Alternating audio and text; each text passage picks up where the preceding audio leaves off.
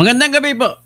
Dahil lamang sa isang affidavit na walang pirma, wala pang notaryo, wala na, sabog na, talo ng kaso niyang mga kalaban ni Sara. Talo na si Luistro, Jinky Luistro, tsaka si Matibag Natibag. Dahil lang doon sa affidavit nito.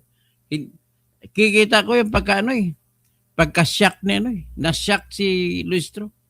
Pakinggan muna natin, bago tayo patuloy doon, pakinggan muna natin ang kanta ni Sapak. Ginawa ko para kay Sara. Grabe talaga kayo. Sara, Sara, wala nang iba. Sara, Sara lang pag-asa. Sara, Sara, siya lang makapakulong. Mga kontraktor ubusin niya. Si BBM Sandro ikulong niya. Si Tamba Zaldi ikulong niya. Tapang at malasakit ibalik, para bayan ay manahimik. Durugin ang sindikato sa korte, sa DPUA, sa DS Void, sa PhilHealth. Okay. So, pasok natin.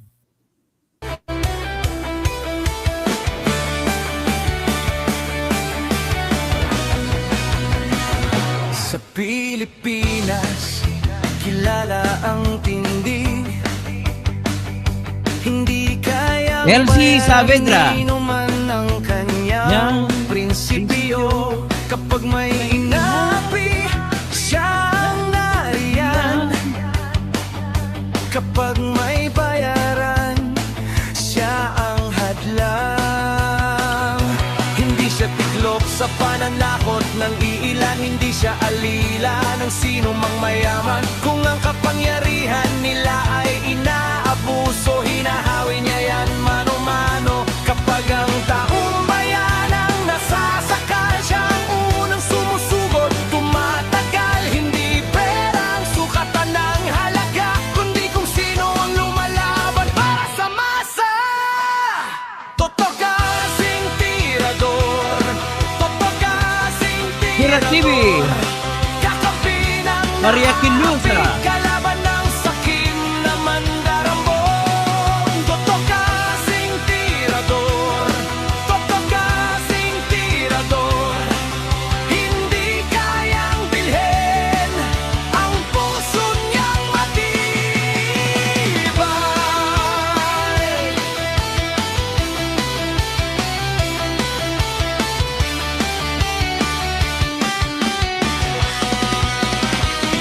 Mga magnanakaw sa pondo ng bayan, nanginginig kapag siya ang nandyan. Maraming salamat, Benvinito Regatillo. Piso, bawat sentimo,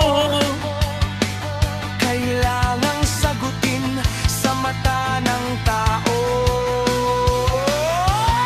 Huwag nang ngiti para sa mandarambong walang pwesto, para sa sumisimsim kapag ang hustisya ang pinag-uusapan. Siya ang bantay sa gitna ng laban. Kung may nilulunod ang kasinungalingan, siya ang boses na hindi tatahimik. Sa bawat galaw ng mapagsamantala, may salubong na paninindigan niya. Totoo kasing tirador, totoo Jimar Mon, kasing maing kabigyan sa Barbel. kakampi ng naaapi, kalaban ng sakit na buhayan. Antonio Cardenas. Kasing tirador, Salamat sa suporta. kasing tirador. Tatakbo na lang ako talaga siya. Hindi kayang bilhin ang puso niyang matibay. Hindi lahat ng malakas ay tama. Hindi lahat ng tahimik ay duwag. Kapag ang bayan ang pinagkakaitan, siya ang unang humaharap. Totoo kasing Ay, magandang gabi dyan kay Papa Ingkong Binago. Dyan sa Nalos, Kemba. Mapia Kagawi. Langon sa inyo.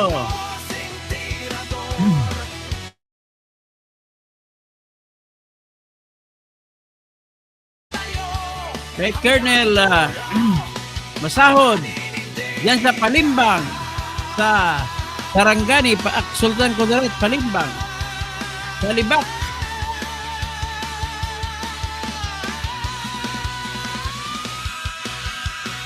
Good evening, Mercy. Yes.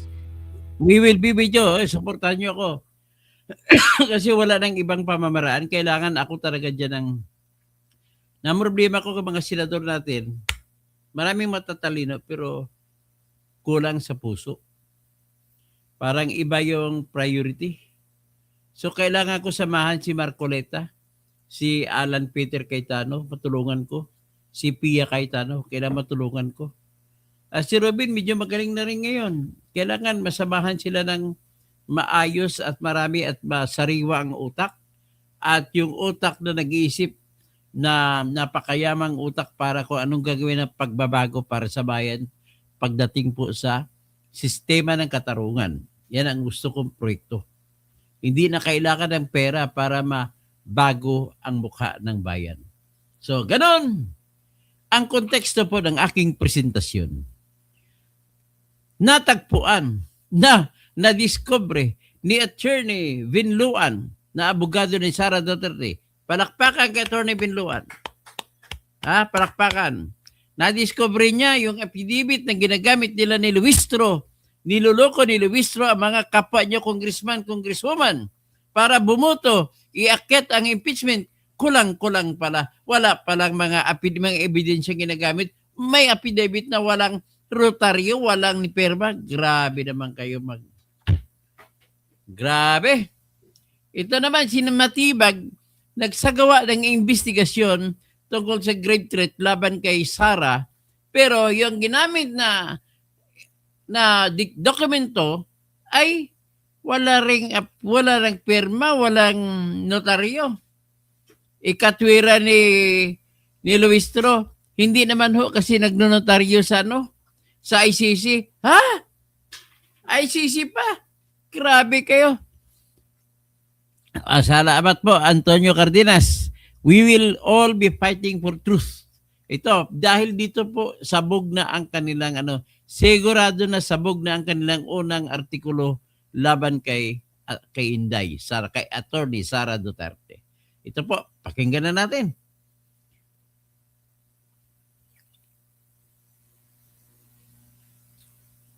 Ito.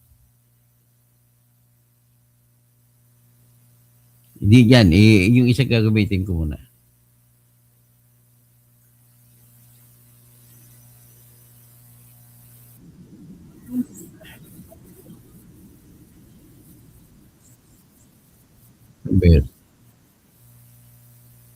Wala yan eh. Ito na lang isa gamitin natin muna.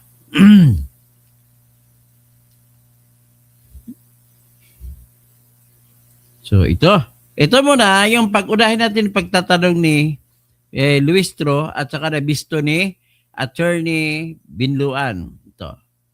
Kanina, binanggit mo ang Tokhang, Laod Quarry at ang Vice Presidente.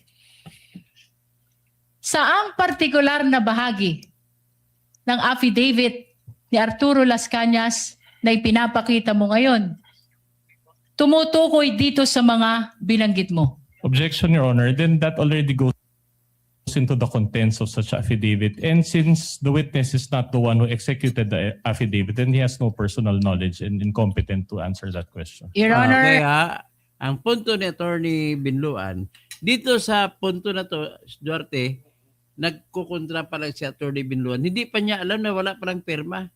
Na-discover ba ng huli? Walang notaryo.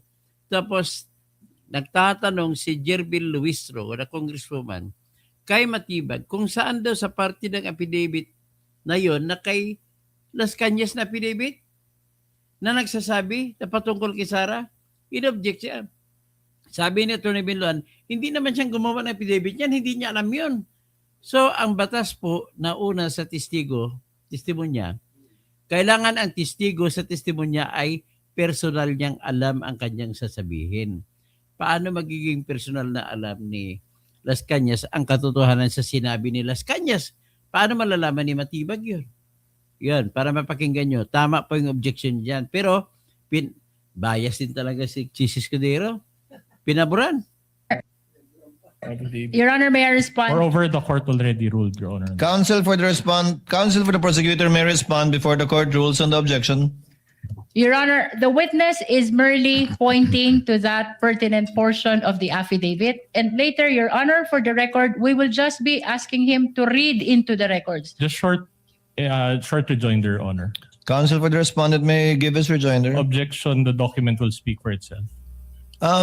Chair sustains the objection, counsel for the prosecutors. The document will speak for itself, and the document will be furnished to the senator judges anyway, given that it's part of the annexes.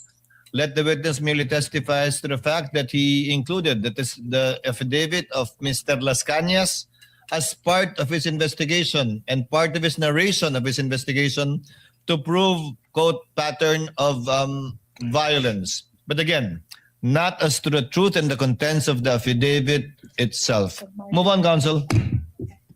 With that, Your Honor, we will be requesting for the submarking of the pertinent portion of the affidavit of Arturo Las Cañas, the witness already referred to. Again, only as to tenor, but not as to the truth, counsel. For the record and for the information of the senator judges, you may do so. For purposes, Your Honor, of reference, which particular portion to be submarked, Your Honor? May we ask the witness to make reference or put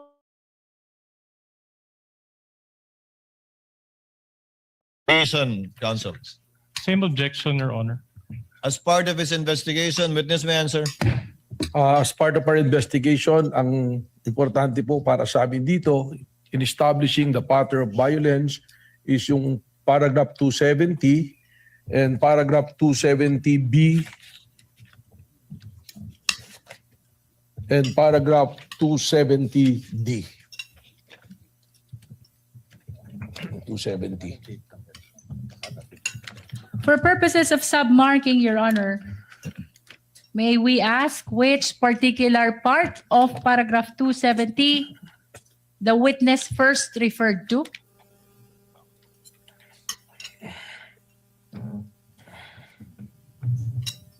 Your Honor, manifestation. Counsel for respondent may proceed. All right. Your Honor, this pertains to an affidavit of Arturo Las Cañas. And on page 186, Your Honor, of such affidavit, it appears that even the signature is not a wet signature. It's a printed copy. And there's a subscription and sworn to portion thereof, but it's not notarized at all. So this is a mere scrap of paper. Counsel, Your Honor, the document is being presented only to seek Mandaraya confirmation kayo. from the witness that he is referring to this particular document as part of the investigation of Special Task Force. We are not presenting it to prove the truthfulness of the contents of the affidavit. The question only, Your Honor, is whether or not this is the document that was part of the consideration of the Special Task Force in investigating on the threat by the President to the life of the Just a President. short Your Honor. rejoinder, Your Honor. counsel may give a rejoinder Then or we- additional manifestation. Then we will not allow this witness to build on the basis of a mere scrap of paper, Your Honor. Counsel, it was the counsel for respondent who chose to use this copy instead of the one previously marked. That I presume is either certified true or contains a more complete signature. Then I would have to clarify, Your Honor, that it is our position. Well, it's first of all, we are not in the position to choose for this witness. But in the event that they use this document, we manifest, Your Honor, upon perusal that such document is unsigned and unnotarized, Your Honor. This is an affidavit. So in other words, without the proper notarization and without the proper signature, then it is a mere scrap of paper. We cannot allow this witness to build his testimony based on this document. Your Your Honor, Honor, in fact, Your Honor, we request, Your Honor, that this court peruse also page 186 of such document. Before the court the presiding officer makes a ruling, the Your Honor. pre-marked document, is it notarized? Your Honor, may I raise a question to the witness so that he will answer and enlighten us on why the document is not notarized? You may, counsel. So you're admitting that it's not even Yes, your Your pre-marked Honor. copy is not notarized, whether we use that copy or this one. We admit to that, Your Honor. The witness will please explain why he is using in his investigation a document and or affidavit that is not subscribed to or under oath. So it is not even an affidavit, but merely a statement.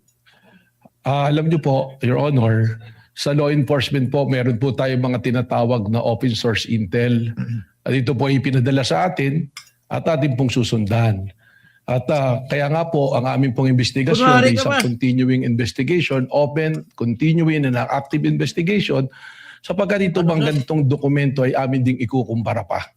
Subalit Palusot, yung malaki po ang Duterte, value ng mga palusot ka. itong bagay sa amin, sapagkat ito po ang nagbibigay rin sa amin ng direksyon at mga leads upang amin pong magampanan ang aming pong tungkulin na mag-imbestiga. So for the second time and for the sake of clarity, and then for the information and guidance of the senator judges, the document being identified by the witness is unsigned, is not notarized, not under oath, and it is only as to the fact that they used this document in their investigation or as part of their investigation, but not as to the truth of the allegations contained in that unsubscribed document that was not made under oath. Also Or- unsigned, Your Honor. So, Sorry. Unsigned. ibig sabihin po, pag nag-imbestiga ka, base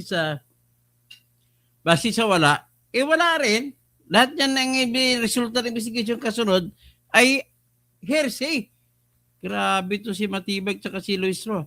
I make Unsigned the because there's a manifestation, Your Honor. signature, but it Tinago nila to sa kapwa na congressman. appears to be a photocopy, so it doesn't qualify as a signature. With the additional manifestation of the respondent, so noted, what is the manifestation of the counsel for the prosecutors? Your Honor, based on the ICC, as relayed to us by our ICC. witness in the next that we will present, the ICC does not require Oh! notarization of document. Oh! Noted, but we are not the ICC counsel. Again, we're just placing on the record and for the record the factual situation concerning the document that the witness is testifying to for the Nanluloko pa information and guidance of the senator judges. Counsel for the panel of prosecutors, may proceed. Mr. Witness, for purposes of submarking, Ano? can you read just a portion of paragraph 270 just for the guidance of the impeachment court? Again, Your Honor, same objection. The Hindi pwede document yan. will speak for itself. Best evidence of this statement is a document. Your Honor, we wanted As to be previously guided. ruled, the court will allow it. Again, given the limited consideration that the court will give this testimony of the witness and not as to the truth of what he will read. Witness may answer. Paragraph 270, the years of 2012 to 2013 were the birth of Tokhang operations and the evil side of enforcement in Davao City by its author, the newly installed Davao City Police Office Director Colonel Ronald Bato de la Rosa.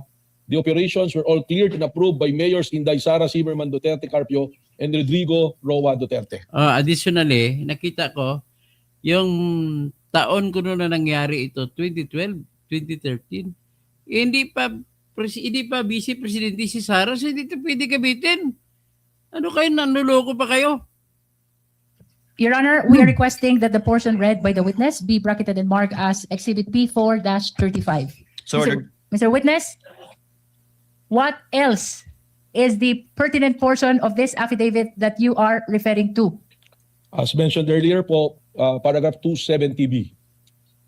For the guidance of the impeachment court, Ano ba ito? kindly read for purposes of submarking only.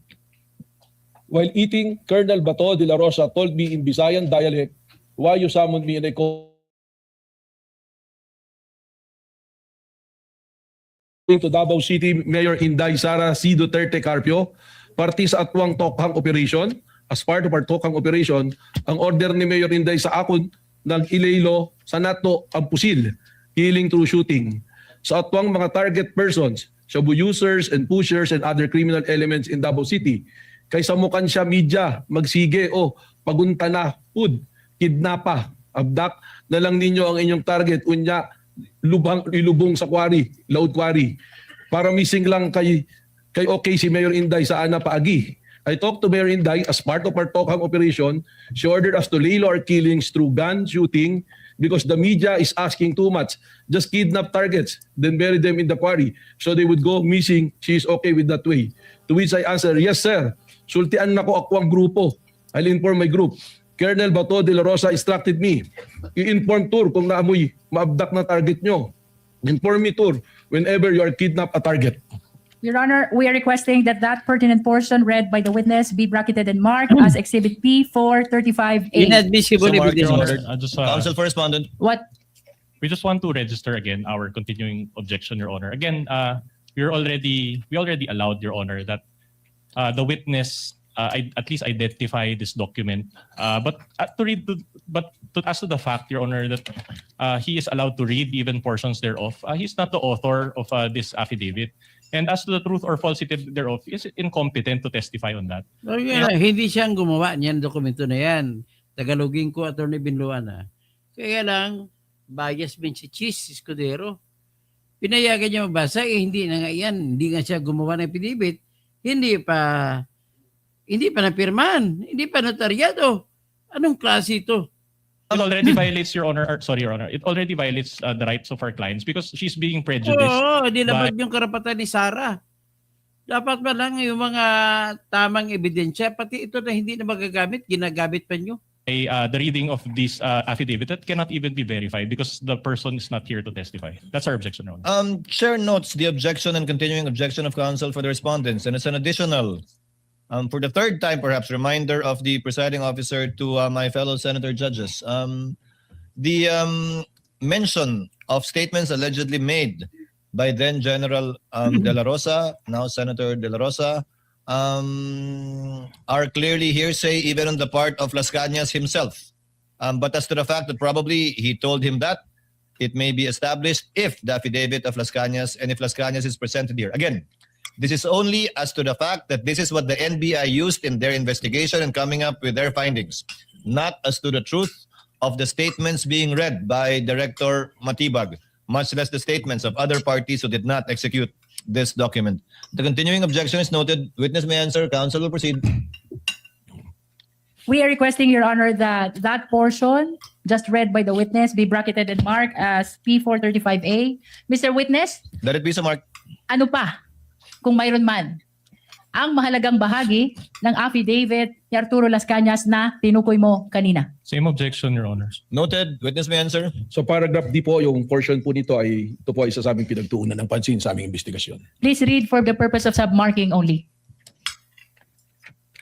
I later called up retired senior police Sunny Benaventura and relayed to him Colonel Ronald Bato de la Rosa's abduction operation ordered to me as allegedly ordered to him by Mayor Inday Sara Duterte Carpio. Sunny Benaventura answered me that would personally confirm and verify the matter with Mayor Inday Duterte. 2 days later, to my recollection, Sunny Benaventura called me and instructed me to meet him in Caltex gasoline station parking area in front of SM Mall Ecoland, Matina, Davao City, because Mayor Inday Sara Duterte will meet him in the said place. Sunny Benaventura wanted me to narrate personally to Mayor Inday Sara about the abduction order of Colonel Ronald Bato de la Rosa regarding his Tokhang operation. I agreed. I immediately proceeded to Sunny Benaventura's location. Upon my arrival on the board of my Strada pickup vehicle in Caltex gasoline station parking area, Sunny Benaventura motored me to the board pickup vehicle. However, before I could do so, Mayor Inday Sara Duterte Carpio arrived on board her SUV vehicle, a Fortuner-like vehicle, colored dark blue. Sunny Benaventura then disembarked immediately from his vehicle and rushed to the vehicle of Mayor Inday Sara Duterte that's a stop a few meters away from Sunny Benaventura's pickup vehicle. I stood in front of Sunny Benaventura's pickup vehicle, looking and then talking. Mayor Inday Sara Duterte Carpio did not get up from the vehicle while talking to Sunny Benaventura, and Sunny was standing on the left side of Mayor Inday Sara Duterte vehicle. Then Sunny Benaventura hand signaled to me to come near him. I saw Mayor Inday Sara Z. Duterte Carpio inside her vehicle alone. I personally heard Mayor Inday Sara Zimmerman Duterte Carpio ordered Sunny Benaventura and I in Visayan dialect, and I quote, "Bulgar naman kayo man, pusilon, shoot." And target ninyo na referring to Sunny and myself nung short of manong older person. kidnap na lang ninyo. Target Shabu users and pushers and other suspected criminal elements in Davao City. Para missing lang para sila, para dili samok ang media. Shooting your target is too brazen. Just kidnap them so they will just go missing and so that the media won't bother us. Sani Biniventura replied, sige day, okay. Then she drove away. It was a 3 to 5 minute kill order through abduction operation from a lady mayor of our city, the daughter of Mayor President Rodrigo Roa Duterte, that shed much blood of innocent poor Filipino suspected of being Shabu users and pushers in Davao City. Now nationwide through the Tokhang campaign of the Philippine National Police for 4-star General and newly elected Senator Ronald Bato de la Rosa. Your Honor. Unang-una, nangyari yan ang mayor pa si Sara. Hindi kasama yun sa kaso sa impeachment na Vice Presidente siya. Tapos hindi pa pirmado, hindi pa notaryado. Grabe naman kayo. Counsel for Respondent. Then, considering, Your Honor, the reading of this portion of this piece of paper, Your Honor, we ask for a fourth clarification on the part of the chair that the reading of this document, Your Honor, already creates an impression not just to the minds of the senator judges, but also the public. They may be misled, Your Honor, to believing the truth or falsity of these statements. So, in other words, Your Honor, this is highly improper for, with all due respect, Your Honor, for this honorable court to allow the reading of a portion of an affidavit that was not authored by this witness. He doesn't know, he doesn't have personal knowledge, again, and he's not competent to testify as to the truth or falsity of these statements. It is purely hearsay and excluded by the evidence and the rules of court. Your Honor. The chair is inclined at this point to already agree with counsel for Respondent. Chair will cut short any further identifications of the witness in regard to this affidavit. I think you have sufficiently established, counsel, May I the comment, Your so-called Honor? pattern of violence that you sought to establish in the investigation of the NBI regarding the so-called grave threats that they are investigating. But the chair will nevertheless remind again the senator judges, as requested by counsel for the respondents, that this is only as to the fact that Las Cañas executed a document that they used in their open source investigation, not as to the truth of what was read. It was only identified for easy identification by the senator judges, subject to that limited understanding. And I think, counsel, that should be enough for now insofar as establishing your desire, rather, to establish so-called pattern of violence. Kindly move on already to the... Mali ka rin. Bakit mo hindi sinabi na wala pang ebidensya kung totoo ang affidavit ni P. Las Cañas yan? Yan ang pinaka-problema kay Cheats eh. Oo, sinabi niya, hindi natin titignan na totoo lang sinabi niya at saka yun dahil walang pirma nga, walang ano. Pero, tinatanggap niya rin na galing kay Las Cañas. Just one last Counsel manifestation. for Respondent is recognized. Well, in that case, Your Honor, with all due respect again, then it is like we believe certain portions of the statements as read by this witness because we are already mentioning about a pattern. So in other words, Your Honor, we give credence, Your Honor, or value to the statements that were read, which is highly improper, and we would like to object to that, Your Honor. We May I did not respond, give Your Honor? credence to it, counsel. We merely allowed the witness to testify as to the evidence he used and or considered in his investigation, which actually has not yet borne fruit unless he will testify to the contrary later on. As I believe the investigation as of this moment is still ongoing. But let it end at that. Counsel, please We will- move on to We will another submit, point. Your Honor, but register Mali continue. ka. The continuing objection of please. counsel for respondent is duly noted and entered into the records. Counsel, lead counsel for the prosecutors, kindly move on. Yes, Your Honor. I presume you will go through the 5 Yes, Your pillars Honor. of investigation of the NBI. Yes, Your Honor. Kindly proceed to the next point, the gravity or seriousness aspect. May I just request, Your Honor, that the last portion read by the witness be submarked as P435B. Thank So you, Your Honor. ordered. So Continuing ordered. objection, Your Honor. Continuing Maraming objection, the salamat sa counsel is iyong noted. Lilinaw kaugnay ng pattern of violence. Ngayon, puntahan natin ang gravity at seriousness. Bakit mo naman susundin yan na ebidensya na pattern of violence? Hindi ka pirmado eh. Punyeta, si Chis Escudero. ng banta. Mr. Witness, ano ang inyong sinuri kung mayroon man kaugnay ng gravity at seriousness ng banta? Yun na naman. Sasagot naman siya, galing sa affidavit, babasahin niya na hindi malang pirmado. Hindi pa notaryado. Unang-una na po rito kung sino yung pinagbantaan, sino yung sinabing papatayin. At dito po natin makikita na dalawang pinuno ng dalawang sangay ng ating gobyerno ang dating speaker at ang Pangulo ng Pilipinas ang si pinagbantaan, Yung Alonso. kasama na rin po ang unang ginang. Kaya para sa amin po ay mabigat at seryoso po ang pagbabantang ito. Bukod sa nabanggit mo na pinuno ng dalawang malalaking sangay ng gobyerno pinagbantaan, ano pa ang inyong sinuri kung mayroon man? Mismong ang Vice Presidente na po ang nagsabi na paulit-ulit na no joke, at pati pag tiningnan po natin yung kanya pong press conference noong November 23, 2024, makikita natin sa kanya na seryoso ang kanyang pagsasabi nito. Bukod dito sa binanggit mo na sinabi ng Vice Presidente, no joke, no joke. Ano pa kung mayroon man ang sinuri mo kaugnay ng gravity at seriousness ng banta?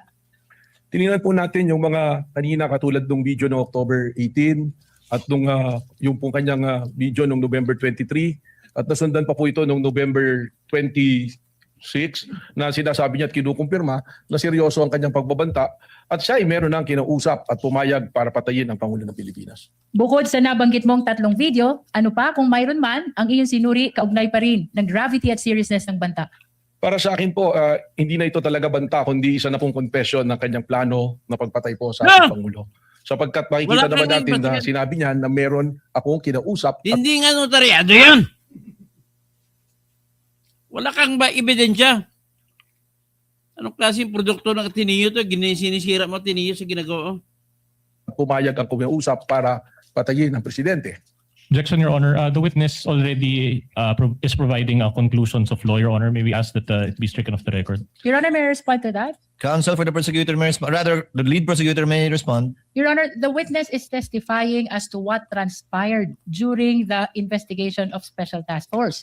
He is testifying on the observation, appreciation, and findings of the Special Task Force. And this is the very purpose of presenting the testimony of NBI Director Melvin Matibag. Short rejoinder, Objection. Your Honor.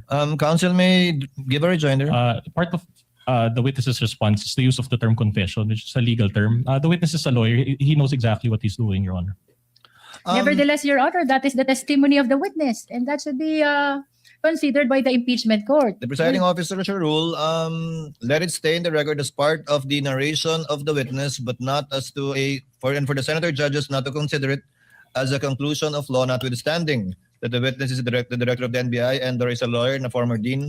That is still not to be used by any of the senator judges as a conclusion of law as to the fact in issue in this impeachment court. Witness may answer. Bukod sa Rather, Counsel binanggit may mong confession, ano pa kung mayroon man ang iyong sinuri, kaugnay pa rin ng gravity at seriousness ng banta? May tuturing po natin ito na mabigat at seryoso sapagkat alam niyo po ang NBI meron po kaming mga foreign counterparts na sa investigation din na patuloy namin pong nakakausap at nakakaugnayan at kasama Anong kinalaman niyang pariner? po namin pinag-uusapan ng mga pangyayari sa kanilang lugar, sa ating lugar at napapag-aralan po kung paano kami magkakaroon po ng collaboration at pagtutulungan. At kung saan po sa amin pong pakikipag-usap rito ay atin pong napag-usapan ang tungkol po sa ginawang pagbabanta ng Pangulo, ng pangalawang Pangulo sa ating Pangulo. At lumalabas po sa aming mga usapan na sinasabi na ito ay seryoso na pagbabanta. Usapan lang wala eh. Hindi naman ebidensya yan. Sinabi pa nga na kung sa kanilang jurisdiction ito nangyari, maaaring hanggang ngayon nakakulong ang nagbanta na Vice Presidente o maaaring natanggal na sa pwesto ang Vice Presidente na nagbanta sa Pangulo. Kwento ka naman. Maraming salamat sa iyong paglilinaw kaugnay ng gravity at seriousness. Puntahan natin yung pangatlong batayan. Yung pagsasabi ni Matibag, kung ano ka grabe, hindi po yan pwede paniwalaan. Opinion na lang yun. Luis Turo, lukarit talaga eh. Bibig mo, kapal-kapal na lipstick. Identity. Mr. Witness, ano ang inyong sinuri kung mayroon man? Kaugnay ng identity ng pinagmumula ng banta. Ito naman po ay malinaw na na-establish na ng identity at hindi naman po ito itinanggi. Paulit-ulit naman na inamin na ang nagbanta, ang nakumausap ng papatay ay ang ating pong Vice Presidente na si Vice President Sara Duterte. Bukod sa Vice Presidente Sara Duterte na tinukoy mong pagkakakilanlan ng nagbanta, ano pa o sino pa kung mayroon man, Mr. Witness, ang inyong sinuri dito sa pag-aaral ng identity o pagkakakilanlan? Sinama na rin po namin dito ang tuloy-tuloy na mga banta kahit na po ng mga ordinaryong individual at kasama na rin po rito ang patuloy na banta po na nabanggit po ng ating pong Mayor Baste Duterte po. Puntahan naman natin ang pang-apat ninyong batayan, capacity.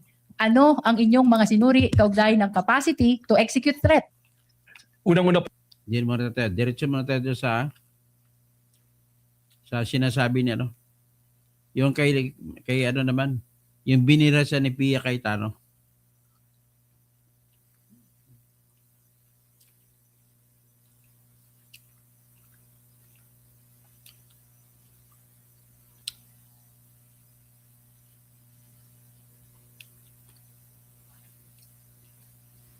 Ito naman. Senator Judge Pia Cayetano is recognized for her interjections and interventions. You may proceed, ma'am, when you are ready, and you have 2 minutes.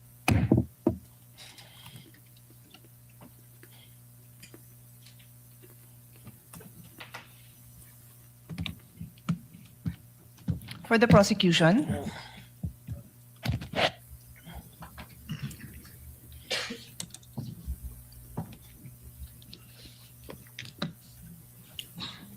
do you consider Las Canas an important witness for you, for the prosecution? With all due respect, Your Honor, the purpose of the testimony is to present what transpired during the investigation of the Special Task Force. As to whether or not what probative value it holds, it is not part actually of the decision of the prosecution, as what we are intending to do here is to present only what happened during the investigation of the NBI, Your Honor.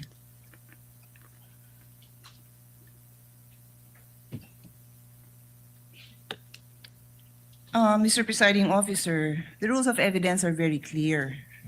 You either present a witness who provides your testimony, or you present a document. And in terms of documents, Rule 132, Section 19 says there are two classes of documents, public documents and private documents. Tama! Included in public documents are documents acknowledged before a notary public. Tama! Yung pinakitang document is not acknowledged by a notary public. So, private document. Pwede naman din ang private documents, that's the other class. If it can be shown and authenticated in any of the following manner. The person saw the document executed or written. Nakita ba ng witness mo na sinulat yon? Nakita ba niya? Your Honor, we can... No, please answer my question. No, Your Honor. Oh, the next manner of authenticating by evidence of the genuineness of the signature or handwriting of the maker. The defense said ni walang original signature doon. Do you disagree with that? We don't, Your Honor. Okay, and the third, by other evidence showing its due execution and authenticity, did you provide? No, Your Honor. Okay, so simple lang, Mr. Parang Presiding iiyak si Officer. Luistro. They're trying to Mangyat-nyat. prove something by showing a document that any law student, even yung mga kababayan natin na nakikinig na ngayon na ang dami ng alam sa procedure, will tell you na hindi acceptable yon. And with all due respect, katulad din nung kahapon na humingi ako ng payo sa inyo, again, I will not name names, we had a discussion in caucus na you cannot unsee what you see. You cannot unhear what you hear. So pinalabas yun. Wala akong problema na palabasin yun, pero do your job and present the proper witness and the proper documentation to do that. Do your job. I'm addressing this, Mr. Presiding Officer, to Pangingisda us ka. as a body. Kasi hindi tama yun. Magdidesisyon tayo, you warn us, pero Mga kalaban ni pinabayaan Sara, natin na puro makita yun. mangingisda. Minamarkahan pa, submarkings. What's the purpose of all that? May I respond, Your Honor? Not really. I don't believe Because I there was a already question. answered, I already asked you the questions and you had a chance to respond. Yes. I There was did no it for- question posed, sir. I was There's none, yes. telling the lead prosecutor. I move to my next point, Mr. Presiding Officer. Our jurisprudence is very clear, no? A witness must be competent and credible. Di ko nababasahin lahat yung jurisprudence natin dyan dahil kompleto na yung record natin dyan. Kawawa. But Naawa ako kay Luistro. there is also a also included in our rules, Rule 132 on the rules of evidence, and I'll read it. A witness may be impeached by the party against whom he or she was called by contradictory evidence, by evidence that his or her general reputation for truth, honesty, or integrity is bad. or by evidence that he or she has made at other times statements inconsistent with his or her present testimony. So this is the rules, no? Siguro we can, well, I'm reading the rules, so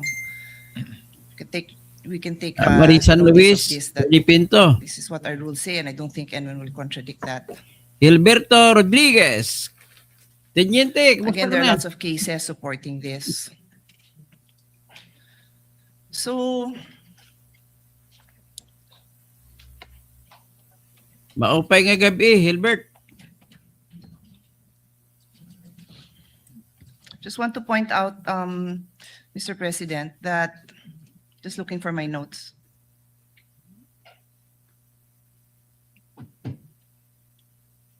Klaro ha? Klaro. Nandaraya sila sa ebidensya nila. Para makasuhan na si Sarah.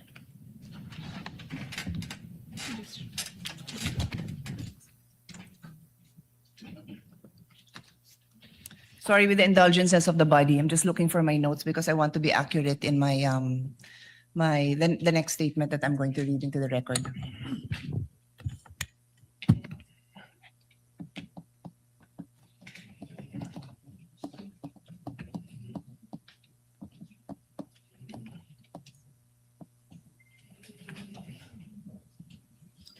Ang dami nila oh. If the lady cannot locate it, she may avail of her time again tomorrow since Director Matibag and the counsel for the parties will Pwede be here naman, tomorrow. but if you give me a few more seconds, I might be able to dispose of this issue, Mr. President, Mr. Presiding Officer.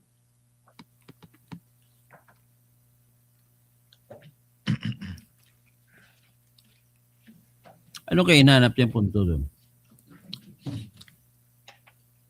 Okay. Attorney I won't Jose delay Alan the- Mendez I can Pepere, paraphrase magandang it, gabi. but I think it would be best if I look at the record, so I will just avail. The presiding officer will give the witness will be lady here. first crack at interventions by Senator Judge tomorrow after the cross-examination of the counsel for respondent tomorrow.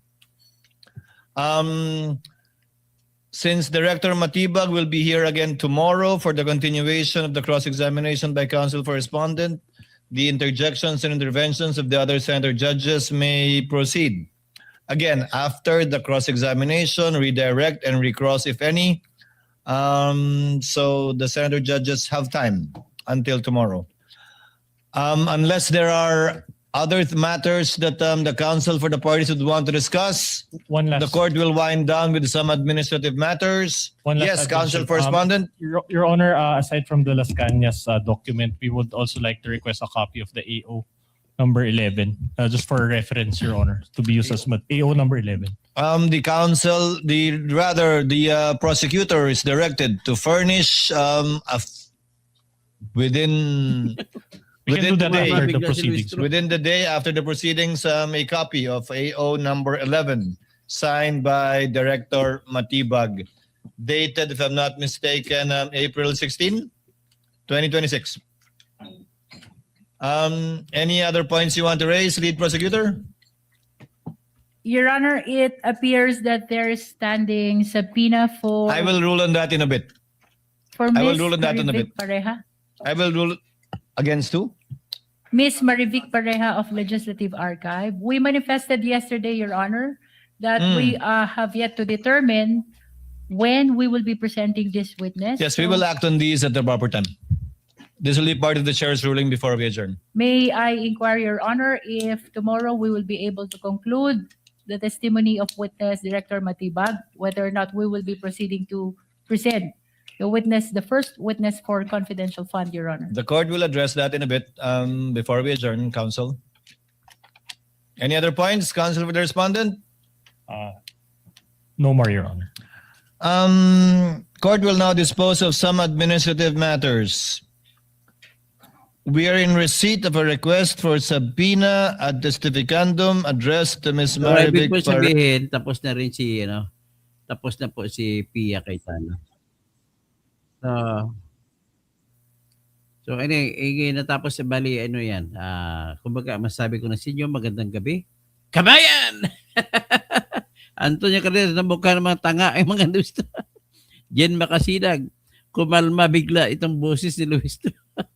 Okay ha? Maria Quillosa, Luestro, hinay, sagot. Attorney Jose Alan Mendez de Belen, magandang gabi. Walang mga personal knowledge sa mga testigo, paano pa yung mananalo? Walang personal na alam. Naku. Ito nag-explain si Luistro. Bakit yun? Ang tanong sa kanya, bakit mo pinipresenta na wala naman palang alam itong si Matibag? Ang sagot niya, pinipresenta lamang po namin siya kasi may personal naman siyang alam patungkol sa paggagawa nila ng investigasyon. Pagkatapos, pag tinignan mo, investigasyon na, panay kwento lang ito naman si Matibag. Wala naman siyang na-produce kung ano, basta kwento lang sa opinion niya, nakita niya, nagbura, nakipag-usap sa ibang mga ahente sa ibang bansa, sabi na kung sa aming sitwasyon yan, ay nakulong na yung vice presidente. Ganon sinasabi niya. Puro lang siya gumawa daw ng investigasyon, wala namang resulta. Puro opinion.